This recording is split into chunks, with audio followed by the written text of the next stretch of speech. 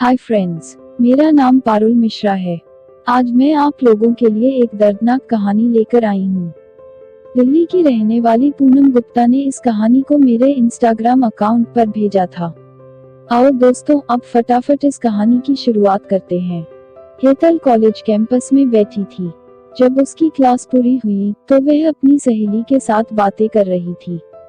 उसे रास्ते से जाते समय गायत्री दिखी। उसने गायत्री को आवाज दी, गायत्री इधर आओ। हेतल की आवाज सुनते ही गायत्री हेतल के पास आ गई और फिर वे दोनों बातें करने लगी। बातचीत के दौरान अचानक हेतल को याद आया कि उसने सुना है कि सुमन ने आत्महत्या कर ली है। उसने इस बारे में गायत्री से जानना चाहा। सुमन हेतल और गायत्री दोनों की ही बचपन की सहेली थी। गायत्री और सुमन दोनों एक दूसरे की पड़ोसी थी, लेकिन हेतल दूसरे गांव में रहती थी। भले ही सुमन की 3 बार शादी की गई, लेकिन उसने आत्महत्या क्यों की? ऐसा सवाल हेतल के मन में आया। दरअसल वह अपनी प्यारी सहेली की आत्महत्या से बेहद दुखी थी। सुमन 9वीं कक्षा में थी, तभी उसकी पहली शादी हुई थी। सुमन देखने में बहुत सुंदर थी। वह होशियार, शालीन और भविष्य के सपनों में रंगने वाली लड़की थी। उसने अपने जीवन में कई सपनों को चित्रित किया था, पर घर के लोगों ने उसकी जबरदस्ती शादी करवा दी। हेतल के पास इतने सारे सवाल थे कि वह नहीं जानती थी कि गायत्री से कैसे पूछे। लेकिन वह हर बात की सच्चाई जानना चाहती थी। और आखिर में हेतल ने गायत्री से पूछ ही लिया कि सुमन ने आत्महत्या क्यों की। एक क्षण के लिए गायत्री चुप हो गई। उसके मुंह से शब्द नहीं निकल रहे थे। उसने गहरी सांस ली और बोलना शुरू किया। 3 साल पहले सुमन की शादी अबीर नाम के शख्स से हुई थी। वास्तव में उसकी बहुत अच्छी गृहस्थी चल रही थी। दोनों एक दूसरे से बहुत प्यार करने लगे थे। जब भी ये दोनों साथ में बाहर जाते तो सभी लोग इनसे जलते थे। अबीर और उसके परिवार के सभी सदस्य अच्छे स्वभाव के थे। जैसा उसने सपनों में जोड़ीदार सोचा था, वैसा ही उसे अपना पार्टनर मिला था। उसके घर की स्थिति मध्यम वर्ग की थी। अबीर का एक छोटा सा होटल था। उसमें से सारे खर्चे बांट देने के बाद कुछ पैसे बच जाते थे। घर की हालत बहुत साफ सुथरी थी। एक दिन वह होटल से घर बाइक पर आ रहा था। एक बड़ी कार से उसका बहुत बड़ा एक्सीडेंट हो गया और इसमें उसे काफी चोट आई। हादसे के बाद उसे अस्पताल ले जाया गया, लेकिन सिर में गंभीर चोट लगने के कारण इलाज के दौरान उसकी मौत हो गई। सुमन को बहुत दुख हुआ, लेकिन उसके ससुराल वालों को गलतफहमी थी कि अबीर की दुर्घटना सुमन की वजह से हुई। वह अपशकुनी है, ऐसा उसके ससुराल वालों को लगता था। उनमें से कोई भी उसे समझ नहीं पाया। अबीर के जाने के बाद कुछ दिनों के भीतर ही सुमन को घर से निकाल दिया गया। घर से बाहर निकाल दिए जाने के बाद वह मायके गई और कुछ दिन मायके में ही रही। लेकिन आसपास पड़ोसियों में चर्चा हो गई तो उसके माता पिता फिर से उसके लिए रिश्ता ढूंढने लग गए। जब वह बाहर निकलती थी तो लोग हमेशा उसे ताने मारते थे। इस वजह से उसके घर के सभी लोग बहुत परेशान रहने लगे। ऐसे में उन्होंने जल्दी जल्दी में सुमन की अमोल से शादी करवा दी। अमोल बहुत बुरा आदमी था। वह दारू पीता था और कुछ काम धंधा नहीं करता।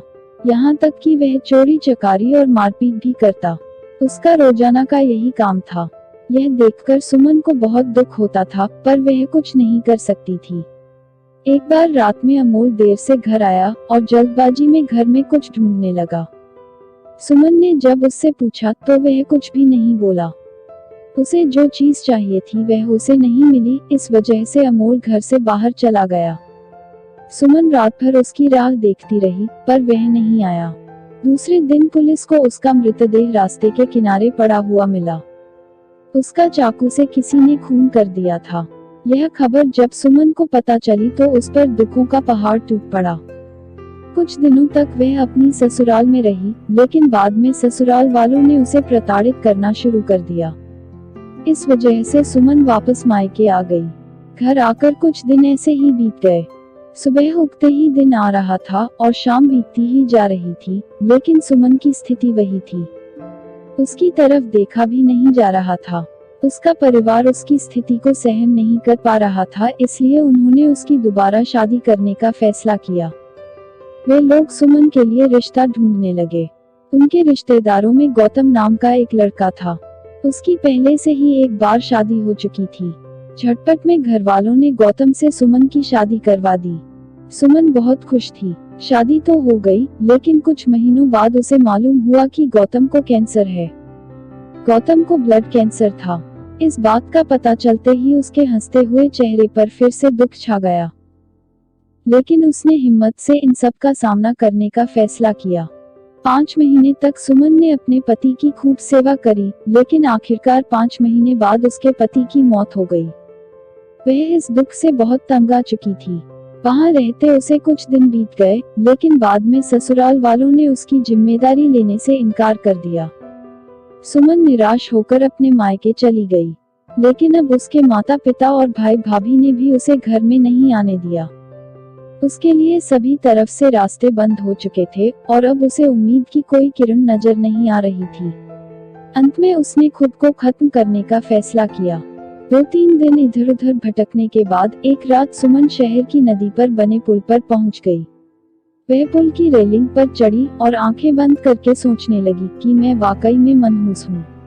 और उसने अपने जीवन के पलों को याद किया और नदी में छलांग लगा दी। रात के अंधेरे में उस नदी की गहराइयों में सुमन का अस्तित्व डूब गया। सुमन की यह कहानी सुनकर हेतल की आंखें आंसुओं से भरकर बह रही थीं। पूरा दिन वह सुमन के बारे में सोचती रही कि क्या इन तीनों घटनाओं में बेचारी सुमन का कोई दोष था। क्या उसके माँ बाप को सिर्फ उसकी शादी करके उसे हर बार किसी के पास भेज देना सही था? वे लोग उसे अपने पैरों पर खड़ा करने की कोशिश भी कर सकते थे। सच कहो तो सुमन की जान उसकी बदनसीबी ने नहीं, बल्कि उसके परिवार ने ली थी। वह बेचारी मनहूस नहीं, बदनसीब थी, क्योंकि उसके आसपास ऐसी सोच रखने वाले लोग थे। आपको मेरी कहानी कैसी लगी? कमेंट बॉक्स में बताइए, ताकि मैं आप लोगों तक अच्छी अच्छी कहानियां ला सकूं। हमारे चैनल को सब्सक्राइब करना ना भूलें और साथ ही वीडियो को लाइक करें और अपने दोस्तों के साथ व्हाट्सएप, इंस्टाग्राम और फेसबुक पर शेयर करें। नई नई मजेदार कहानियों के नोटिफिकेशन के लिए बेल आइकॉन को जरूर दबाएं। धन्यवाद।